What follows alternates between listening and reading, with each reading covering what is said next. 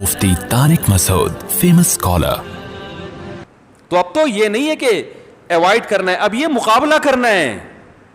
Avoid करने का दौर चला गया, अब मुकाबले का दौर है कि एक तो मैदान में उतर चुका है, आपको ये मैदान में मैं नहीं आऊंगा इस मैदान में, तो भाई वो तो अगला तो आ चुका है ना। तो अवॉइड करने का, इसकी एक बेहतरीन मिसाल हजरत मुफ्ती तकी उस्मानी साहब ने एक दफ़ा जामिया के कुछ उलमा का इजलास था दारुल उलूम कुरंगी में, हम भी कहीं कोने खांचे में बैठे हुए थे। उन्होंने बड़ी प्यारी बात की। उन्होंने कहा देखें, एक वबा आने से पहले वबा का इलाज कुछ और होता है, आने के बाद इलाज बोलो भाई कुछ और होता।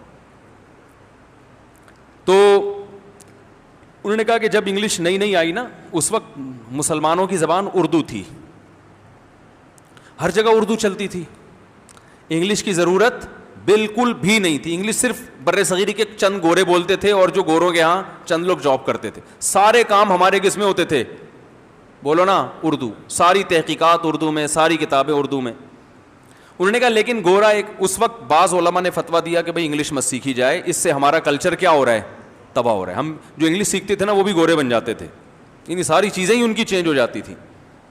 तो उस वक्त बहुत से उलमा ने फतवा दिया कि इंग्लिश ना सीखी जाए। हराम का फतवा कभी भी नहीं दिया, याद रखो, बस ये कि अप्रिशिएट नहीं करते थे इसको। लेकिन उन्होंने फरमाया कि वो फतवा चला नहीं, क्योंकि गोरा ऐसा सिस्टम बना के गया कि तरक्की करने के लिए इंग्लिश ज़रूरी हो गई। वो जो मर्ज़ी चाहे उसको आप चालाकियाँ कहें, ऐसे हुक्मरान बिठा के चला गया। पाकिस्तान की सरकारी ज़बान ही इंग्लिश बना दी उसने, और हमारे हुक्मरानों को उर्दू से लगाओ। हर दुनिया की हर कौम अपनी कौमी ज़बान की हिफाजत करती है। जर्मन ने अपनी ज़बान नहीं छोड़ी, जैपनीज़ ने अपनी ज़बान नहीं छोड़ी। हमारे हुक्मरान चूँकि बेचारे वो ग़ुलामाना जहन के हामिल थे, तो वो उन्होंने कहा नहीं नहीं, इंग्लिश इंग्लिश इंग्लिश। हालांकि आती है उनको भी नहीं है, रट्टे लगा लगा के जाके इंग्लिश में तकरीरें करते हैं। अक्सर की बात कर रहा हूँ, आती नहीं है, लेकिन नहीं जी इंग्लिश एक खाम खा के। अब गलत किया सही किया ये एक अलग बहस है, लेकिन हो गया। समझ में आ रही बात? जैसे कोरोना जो है ना, इस पे बहस करना कि ये किसी मुल्क की साजिश है या नहीं है, ये बहस अब पुरानी हो गई है। भाई साजिश भी अगर है तो ना, अब हमने तो बचना ही है ना, हमने तो इलाज करना है। अगर कोई कैंसर के जुर्सू में छोड़ के चला जाए तो अब भाई, और कैंसर हो रहा है तो इलाज तो करना पड़ेगा ना कैंसर का, चाहे वो अमेरिका ने फैलाए हो कैंसर के जरासीम या वो जापान ने फैलाए हो। जापान वैसे ऐसी हरकतें करता नहीं है। तो खैर, अब जब एक चीज फैल गई है तो अब भाई एक घूंट आपको भी पीना पड़ेगा। अब इंग्लिश जब फैल गई है, आपकी नहीं चली, अब जो नहीं सीखेगा वो पीछे रह जाएगा, क्योंकि सब कुछ इंग्लिश में आहिस्ता आहिस्ता आहिस्ता आहिस्ता कन्वर्ट हो रहा है। अब हम लोगों को ये नहीं कहते इंग्लिश मत सीखो, हम कहते हैं जरूर सीखो, बल्कि मैं ज्यादा तरगीब देता हूं, लेकिन अल्लाह का वास्ता उर्दू की भी हिफाजत करो। अब हम इस पे आ गए हैं, एक स्टेप नीचे आ गए हैं। समझ रहे हैं ना कि यार इंग्लिश जरूर, मैं तो ना सिर्फ जायज कहता हूं बल्कि जरूरी कहता हूं। बहुत से हमारे दीनदार अगर इंग्लिश सीख लेना तो आधे मसाइल उसी से हल हो जाएं, क्योंकि इंटरनेट पर जो ज्यादा रिसर्च है वो इंग्लिश में है। उर्दू में बेवकूफ बनाना बहुत आसान है। जो असल तहकीक के माखिज है वो किस में, इंग्लिश या अरबी में है। अरबी तो आती नहीं है लोगों को, तो भाई इंग्लिश सीख लो। अब हर जगह इंग्लिश चल रही है, तो आप जब सीखेंगे तो कम से कम लोगों के लिए आपको उल्लू बनाना कम से कम मुश्किल हो जाएगा। समझ में नहीं आ रही मेरा ख्याल बात? और आपके लिए लोगों को उल्लू बनाना भी आसान हो जाएगा, ये भी समझ लें। लोगों के लिए आपको टोपी कराना मुश्किल और आपके लिए लोगों को टोपी कराना आसान। उनको जिनको इंग्लिश नहीं आती, उनको टोपी कराने के लिए अपनी तहकीक में 3 इंग्लिश के लफ्ज़ घुसेड़ दें आप, वो समझेगा वेल डन यार, बहुत एजुकेटेड आदमी है, ज़बरदस्त, लगता है कि रिसर्च सेंटर में घुस के तहकीक करके आया है। 2-4 इंग्लिश के अल्फाज आप ठिश लगा देना साथ में तहकीक में, तो पब्लिक वैसे ही क्या हो जाती है चाहे वो गलत ही हो, कोई तहकीक नहीं हो। खरबूजे को आप इंग्लिश में क्या कहते हैं पता है? वाटर बैलून ना, मेलन। अच्छा। तो वो हमारे उस्ताद थे, उनके पास एक शख्स आया विरासत का मसला पूछने के लिए। कहने लगा, वो मुफ्ती साहब से बात कर रहे थे विरासत को, कहने के डंकी कार का क्या होगा, डंकी कार किसको मिलेगी? हमारे उस्ताद ने कहा कि बड़ी महंगी चीज़ होगी डंकी कार, कोई जापान ने नई गाड़ी निकाली होगी। तो वो कहने लगे ये इसको यूँ। तो फिर उन्होंने पूछा यार ये कौन सी कार? उन्होंने कहा गधा गाड़ी। انہوں نے کہا اللہ کے بندو بولو نا گدھا گاڑی. لیکن گدھا گاڑی بولتے ہوئے ان کو کیا آ رہی ہے؟ شرم. کیسا نا مفتی صاحب مسئلہ ہی نہ بتائیں, غریب اٹھ کے آ گئے مسئلہ پوچھنے کے لیے, چلو یہاں سے جاؤ. تو کیا کہہ رہے ہیں جی؟ ڈنکی کار, تاکہ ہم کیا لگیں دیکھنے میں پڑھے لکھے لوگ لگیں. تو اب کسی کو بیوقوف بنانے کے لیے بھی انگلش سیکھنا ضروری ہے. خیر یہ تو میں مذاق کر رہا ہوں. تو وبا آنے سے پہلے اس وقت احکام کو چھوڑتے, اب تو بھائی آپ نے اگر نہیں سیکھی تو آپ دنیا سے پیچھے رہ جاؤ گے, بہت پیچھے رہ جاؤ گے, آپ کسی بھی کام کے نہیں رہو گے آپ. ڈاکٹر ذاکر نائک کی ایک ترقی کی بہت بڑی وجہ یہ ہے کہ ان کی اسپیچز ایک بین الاقوامی زبان میں ڈیلیور ہوتی ہیں, ساری دنیا سنتی ہے. ہمیں صرف اردو اسپیکنگ جانتے ہیں. میں ملیشیا گیا تو وہاں جو مسلمان تھے وہ تو بڑے ملنے کے لیے, ملیشین نہیں آئے مجھ سے ملنے کے لیے, ان کو پتہ ہی نہیں تھا یہ مولانا صاحب ہیں کون, کوئی ملیشیا کا آدمی. اور مفتی مینک بہت اچھا کام کر رہے ہیں, وہ جاتے ہیں تو ملائی بھی ان سے ملنے کے لیے آتے ہیں, اور ہر قوم کا آدمی ملتا ہے کیونکہ بین الاقوامی زبان ہے نا. تو انہوں نے ایسی زبان کا انتخاب کیا جو پوری دنیا میں بولو بھائی سنی جاتی ہے. تو ہمارے مدارس اب بھی نہیں آ رہے اس طرف, افسوس اس پر ہے. کچھ مدرسوں میں انگلش سکھانا شروع کیے مگر ثانوی درجے میں.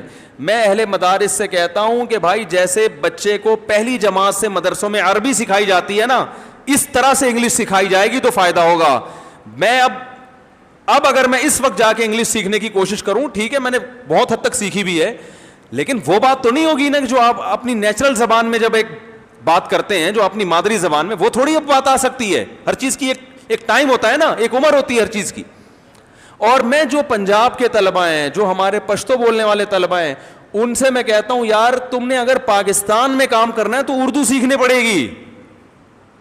نہیں یار یہ بات, اب وہ پشتو میں تقریریں کر رہے ہیں, وہ پنجابی میں تقریریں کر رہے ہیں, کوئی سرائکی میں کر رہے ہیں. میں کہہ رہا ہوں یار تم نے اگر کرنی ہی ہے تو اردو میں کرو نا, کیونکہ اردو بولو گے تو پشتو بولنے والے بھی سمجھیں گے, پنجابی بولنے والے بھی سمجھیں گے, سرائکی بولنے والے بھی سمجھیں گے. تو ہمیشہ تبلیغ کے لیے بڑی سے بڑی زبان کا انتخاب کرنا چاہیے.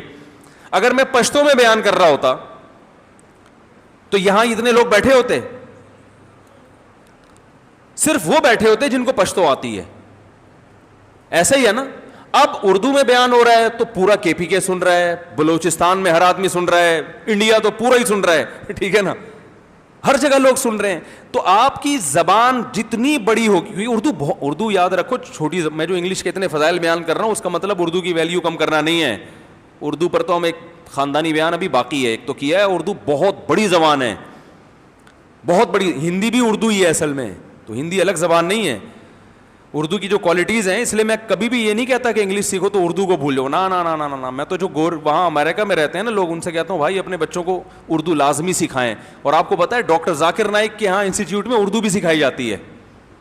حالانکہ وہ تو انگلش بولتے ہیں نا, انگلش بڑی زبان ہے, لیکن ان کو اردو کی ویلیو کا اندازہ ہے. میری جب ان سے ملاقات ہوئی تھی, انہوں نے بتایا کہ اردو میں عربی کے بعد جتنا لٹریچر اردو میں ہے نا مذہبی, اتنا کسی اور زبان میں نہیں ہے. تو ان کے ہاں بھی اردو سکھائی جاتی ہے, کیونکہ بر صغیر میں انڈیا, پاکستان, بنگلہ دیش, برما, یہ بہت بڑی آبادی ہے. یہاں اب بھی میجورٹی انگلش نہیں جانتی. ان میں کام کرنے کے لیے آپ کو اردو سیکھنا پڑے گی. تو میں جو پشتو بولنے والے ہیں یا بلوچی بولنے والے ہیں, ان سے طلبہ سے میں کہتا ہوں یار اردو سیکھو. میں درس قرآن کی ٹریننگ بھی دیتا ہوں نا طلبہ کو, ان کی اردو صحیح کرواتا ہوں. بولتا ہوں بھائی تم نے اگر اتنی بڑی دنیا میں, اور یہ ساری دنیا میں پھیلے ہوئے لوگ ہیں, انڈین تو پوری دنیا میں ہے, پاکستانی پوری دنیا میں ہے, بنگلہ دیشی پوری دنیا میں ہے. تو میں ان سے کہتا ہوں اگر بہت بڑے پیمانے پر کام کرنا ہے تو آپ کو اردو بولو بھائی سیکھنی پڑے گی. تو ہمارے پٹھان شاگرد ہیں, وہ بے تکلفی میں کہتا ہوں بھائی اخپل طریقے سے تبلیغ نہیں کرنی ہے, جیسے ہم کہہ رہے ہیں اس طرح کرو. پتہ ہے آپ کو کے پی کے میں اتنے بڑے بڑے علامے ہیں, اتنے بڑے بڑے علامے, لیکن دنیا انہیں نہیں جانتی کیونکہ وہ پشتوں میں تقریریں کرتے ہیں. ہمارے ایک استاذ ہیں جامعۃ الرشید کے, ان کے سسر صاحب پٹھان عالم ہیں, اردو نہیں آتی ان کو. اتنے بڑے عالم کہ جب صحیح بخاری کا جب طالب علم تھے نا پرچہ دیا انہوں نے, تو عربی میں پورے سارے جوابات لکھے. یہ کمال نہیں ہے, عربی میں تو لوگ لکھ سکتے ہیں, جوابات عربی میں اور شاعری میں. جتنے سوال ان سے پوچھے گئے صحیح بخاری کے پرچے میں, ہر سوال کا جواب شعر بھی اردو نہیں, بولو بھائی عربی. سمجھ میں آ رہی ہے بات؟ ایسے ایسے اساتذہ ہیں, ہزاروں حدیثوں کے حافظ ہیں, لیکن دنیا انہیں نہیں جانتی, کیونکہ ان کے حلقے میں 4 آدمی بیٹھے ہوئے ہوتے ہیں. 2 وجہ سے. ایک تو میڈیا کا استعمال نہیں کرتے, ویڈیو کو حرام کہتے ہیں.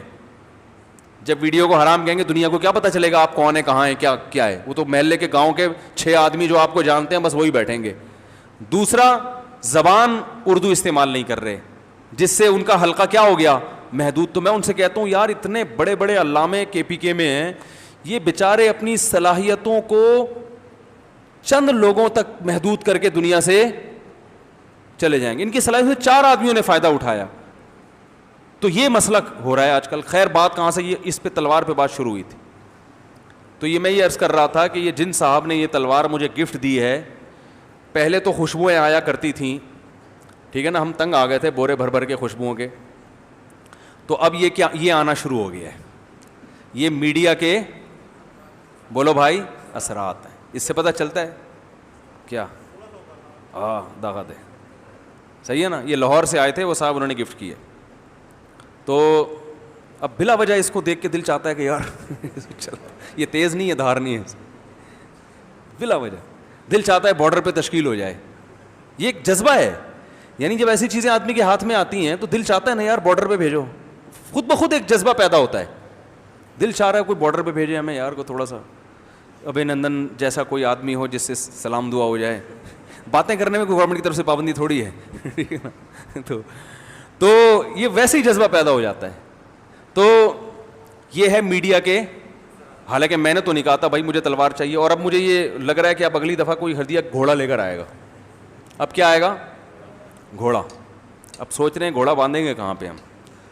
اور جنہوں نے یہ ڈرامہ دیکھا ہے نا, ان کو ویسے ہی گھڑ سواری کا شوق پیدا ہو گیا ہے.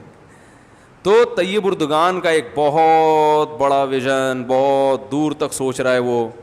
اس نے بولا بھائی یہ ڈراموں سے, فلموں سے انقلاب آیا ہے, اور لیکن ہمارے یہاں ہوتا پتہ ہے کیا ہے, جب کوئی اس طرح کی تحریکوں کے مقابلے میں اسی طرز پہ محنت کرتا ہے تو محنت معیاری نہیں ہوتی. جیسے مکہ کولا اور زمزم کولا آئے تھے نا, پیپسی کے خلاف بائیکاٹ ہوا تھا.